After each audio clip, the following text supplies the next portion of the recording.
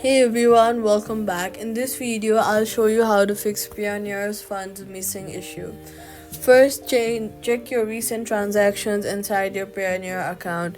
Sometimes funds are deducted for fees, currency conversion, or pending withdrawals. Next, check if the payment is still under review. If a payment is under review, it may not appear in your available balance yet. Also, check that if you've transferred the money to your bank already. Sometimes users forget that they already requested a withdrawal.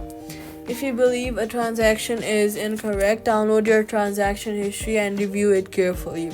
Then contact Payoneer support with the exact transaction details and date. In most cases, the issue is related to fees, pending status, or recent withdrawals. That's how you fix Payoneer funds missing issue.